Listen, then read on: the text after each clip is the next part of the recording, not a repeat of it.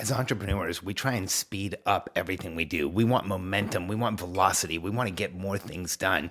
In fact, we want to speed up our reaction time, which in most cases is actually something that's good to do. It's good to be able to react quicker, to react in a more clear way, to be able to make decisions faster. However, there's one case where you should absolutely slow down your reaction time, and it should become a habit.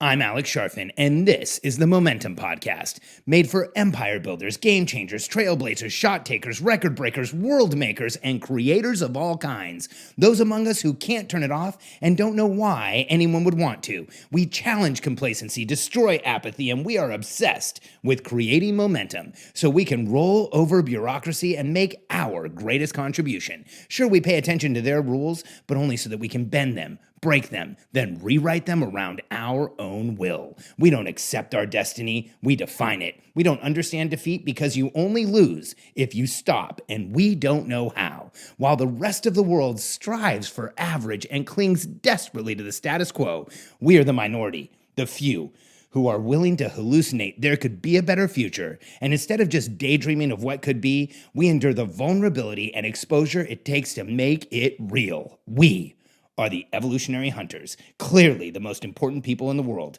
because entrepreneurs are the only source of consistent, positive human evolution, and we always will be. I never thought I would ever be doing a podcast called Slow Down Your Reaction Time. Because in my life, I actually spent a ton of time trying to improve my reaction time. When I was a kid, I was slow. I was not coordinated. I had a hard time like getting out of a chair. Sometimes I would fall over. I went through 4 different periods of growth spurts where my coordination was horrible. Whether I was growing or not, either way, I had a really hard time. And so I focused a ton on reaction time because as a kid, I got picked on. And sometimes I would get like hit, and sometimes I get hit in the face, and I would like see the hand coming. I would know it was coming. I would tell myself to move, and I just would be frozen there. And so reaction time has been a focus for most of my life. I actually went to martial arts to try and improve my reaction time and my coordination when I was in my early teens because it was terrible. It was just horrible feeling so slow. And you know, I wouldn't say that today I'm radically above average, but I think I'm somewhat athletic. And so it worked focusing on it, speeding it up. In fact, I think that speeding up my reaction time in what I did in my life sped up my reaction time everywhere so I can make decisions better. I think I actually do think more clearly. I think it all works together. But here's the challenge. There's one time where, as entrepreneurs, we should absolutely slow down our reaction time. And this has taken me a lifetime to learn, and I continue to learn it on a daily basis, every single day. And that is, you should slow down your reaction time if you're ever triggered or upset, or if something has provoked you. You should slow things down. Because here's the habit we get into as entrepreneurs. When we are triggered or provoked or upset, we want to respond as fast as we possibly can because triggered is fight mode. Triggered is go mode. Triggered is get this done mode. You know, fight or flight kicks in. And when we're triggered, we want to get things done. We want to move through it. We want to move past it. And the challenge is if we're triggered and we're in communication with someone in any way, we need to slow down our reaction time. I will admit this is a place I struggle still today. I've gotten much better at it. Much better at it. When I was younger, I was a complete and total train wreck. If I got triggered by a client, by somebody who was one of my clients, I would raise my voice. I routinely yelled at my team. I routinely got upset and emotional in situations where, you know, people were watching and I was in a leadership situation. Responding when triggered was something that I did all the time. It was, I lived in a state of somewhat triggered. And so I didn't even think about it when I was younger. And especially in my first few years as a consultant, but then I started realizing that, you know, by responding when I was triggered, sometimes things worked out, but a lot of the times there was a lot of cleanup work to do. A lot. And so, you know, here's what I know about us as entrepreneurs is that if you're a successful entrepreneur, or if you're an entrepreneurial personality type, let's open this up even bigger, then in some way you rank on a scale of 1 to 10, if 1 being the least and 10 being the most, on this list of qualities, you're closer to 10 than a 1. On intense, intelligent, focused, aware, relentless, restless, confident, driven, curious, enthusiastic, and bold. Would you say you're closer to the 1 out of 10? Well, here's what I can tell you about that list. That is successful entrepreneurs, that entire list. Now, when we are in momentum, when we are in a good place, when we are moving things forward, when we are not triggered, we are intense, intelligent, focused, aware, relentless, restless, confident, driven, curious, enthusiastic, and bold. But when the pressure and noise goes up in our lives, our intensity can be seen as aggression. Our intelligence can be seen as arrogance. Our focus can be seen as being antisocial.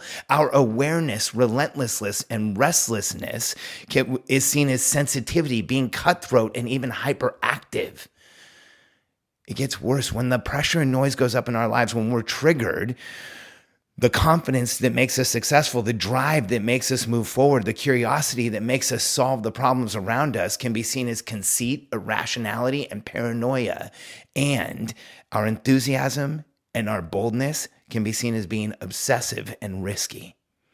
And that is the challenge. When we respond, when triggered, we are much more likely to be seen as this second list: aggressive, arrogant, antisocial, sensitive, cutthroat, hyperactive, conceited, irrational, paranoid, obsessive, or even risky. Let that sink in, because it's taken me a lifetime to learn this. Today, I got a message from someone on Voxer, which is like a two-way walkie-talkie message system that records the message so you can play it back later, and then you can record a message and send it back to the person. And I got a message on that system today, and I was triggered, and I responded immediately. And and I didn't realize until afterwards how triggered I was. And the beauty of electronics and the pain of electronics is that everything's saved. So I went back and I thought, you know what? I think I was way more triggered than I thought today when I responded. And so I went back and listened, and I sound like the second list. It's hard to even say that. And then I immediately wonder, should I even put this podcast out? But the fact is, if your coach or the consultant you work with or the expert you're following doesn't admit that they make mistakes all the time, then they're probably not trying that hard, and they're not being transparent with you. This is something I've been working on my whole life, and I know I'll be continuing to work on it because it's gotten dramatically better, and the outcomes that I can drive in my life have become much larger and much more significant and much more filled with joy. But this is still something that I struggle with. I struggle with responding when triggered. I struggle with wanting to fight through things and wanting to go fast. I spent my life trying to improve reaction time. The irony is that the epiphany I had ages ago was that there's times where you need to slow it down. One of the first times in my entire career I can ever remember slowing down my reaction time on purpose was when I was in my mid-20s, and I was in a partnership that I've talked about before on the podcast, where a partner and I ran a huge consulting firm in Latin America, actually the biggest of its kind, and we also had a very large events company, Latin Rep and Latin Channels. And we had gone out Ken, my partner, had gone out and hired consultants to help us understand what we needed in the company. And in the time that he and I had been partners, I had radically improved profitability. I'd almost doubled sales. I'd brought in new clients. We were doing well. And the team that I was managing was doing really well, better than it had before. But he went out and found somebody whose solution was to bring in a new president, and I would report to that person since I was so young. And I remember just how frustrating that result and that conclusion was, and I was so triggered and so upset by it. And the decision was made shortly before one of our largest events of the year for a new person to be hired. And so we had this new person, and I flew out to LA. Our event was at one of the big LA hotels. I can't remember. It was the Western White House, but I don't remember the brand now. And I remember going into my own event. I'm a partner in this company. And I get there, and Ken and this new guy who he hired have the 2 presidential suites at the top of the hotel. And I literally had a suite that was in the basement and had no windows. I mean, it was bigger than a normal room, but I literally was in the basement. And I remember thinking how ironic that I'm a partner in this company and the new guy's in the presidential suite and I'm in the basement. What's happening? And I wanted to go running upstairs and unload on Ken and tell him everything that I was thinking about him. But I also remember thinking, I just didn't want to do this anymore. I didn't want to be in this situation anymore. Being partners with Ken was really frustrating and incredibly difficult. And I had an incredibly hard time navigating our partnership. He kept changing things on me, and there was times where I didn't really understand his motivations, and he would change outcomes. It was incredibly difficult. So I knew I didn't want to do anymore. So I didn't react. And I went walking every morning. I went walking a lot. And I ran the stairs in the morning. I did everything I could to calm myself down physiologically so that I could make it through this event. And it was too hard. By the second day after I had been at this event with Ken and the new person who was working with us, and basically, they were acting like they were partners, and I worked for him, and I couldn't do it. And I didn't make it to the end of our event. In fact, I held it together. I didn't react. I was so upset, but I went for a long walk. I came back to my hotel room. I worked out in the hotel room because I didn't even want to go to the gym. And then I called Ken and the new guy, and I asked to sit down with them. And on the walk, what I'd done was thought through what my next moves were going to be. And I decided that the situation that I was in, it didn't matter how much money we were making or what we were doing. I didn't want to do it anymore. I was out. And Ken and the new guy, we had Latin American business and we had a US business, and the business in the United States they didn't care about, but I knew I could take it and launch something from it. And so I went back to the hotel, and instead of getting triggered, instead of getting upset, I sat down with him and I calmly explained I didn't want to be partners anymore with Ken. And I was not ever going to report to the new guy. He still has a career and he's still out there. And I don't like to talk about people who haven't given me permission. So I remember sitting down with him, and that's why I'm calling him new guy. I remember telling them, that I was going to leave the partnership, and that in lieu of a buyout and this was the plan I came up with, it was in lieu of a buyout or anything else, I would take the United States business. We would transfer those contracts to me. I would sign a limited non-compete for a very short period of time in their territory. And then within a year, I wanted to be able to compete. And I would leave. And there was considerable value to the company we had. And I walked away from it because I was a minority partner and I wasn't going to be in the situation I wanted to be in, and I wanted out. And I didn't think that it was going to survive with this new person there, because in the first very short period of time I had to work with him, I already didn't trust his decision making, and he didn't ask me enough questions to make decisions, so he scared me. And what ended up happening was I took that United States business and grew it like crazy. Went on to grow a business that was several times what we had done before, and even anywhere near what we had done before.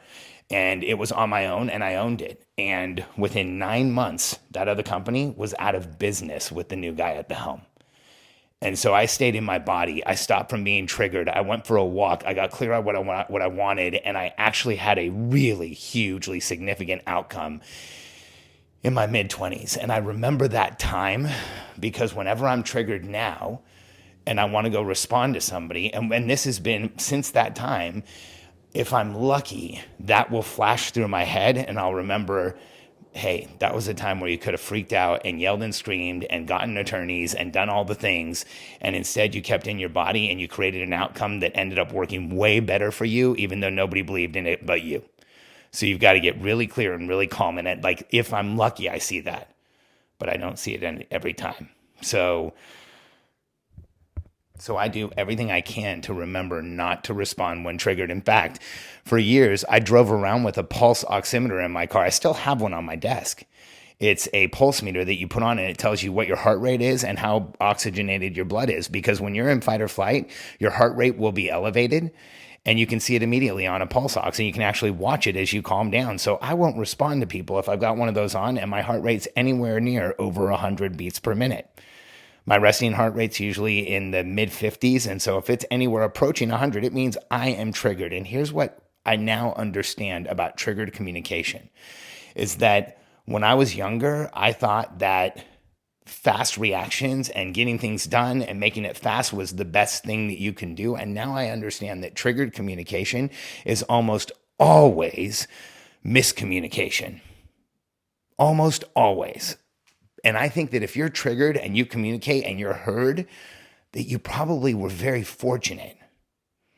And all you need to do to resolve triggered communication is just wait. Just give it a few minutes, take a few deep breaths, drink some water, take a walk. Those are things that will get you untriggered, and then you can respond and react and do so without stepping into that second list I read earlier. And when you are triggered, you rarely do you say the right things. Most of the time, you will say things the wrong way. But here's the challenge with responding when triggered, and this is important. I learned this from Cheryl Netsky, who's a coach and an entrepreneurial shaman I work with, and she's absolutely amazing. And she taught me that you can't say the wrong thing, or you can't say the right things with the wrong energy and expect to be heard in the right way. And it took me a while working with her to finally figure out what she meant by that. But here's what it means. There've been times in my life where I'm responding to someone when triggered, but I've planned out the response in my head and I say all the right words, but I say them with a triggered tone. I say them accelerated. I say them in a way that sounds more aggressive or louder or in a faster, more clipped tone than I normally would. And so even when you say with the right things with the wrong energy, and even if it sounds right, the person will interpret the energetics of the conversation. And so if you have the wrong energy, if you are in a triggered energy space, that will go through. And that's why so often, the vast majority of time, triggered communication creates miscommunication. And the percentage chance of miscommunicating when triggered goes up radically compared to your day-to-day. So don't let a triggered moment snowball, because here's what happens. If you're triggered by a communication from someone and you snap to respond, and you can watch this on social media all the time, and what happens is then you escalate, then that person escalates, then you escalate, then that person escalates. And now you're just in a place where you're in a escalation and it becomes a cold war, because what is going to happen next? One of you has to decide to back down, which rarely is there any type of productivity or winning or connection or anything that's built through that.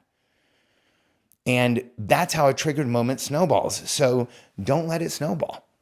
When you're triggered, when you feel that you're triggered, slow things down, wait, then communicate what you actually mean when you're in an energy space that you're not triggered, when you're focused and you're clear and you're present and you're aware, and you will be heard.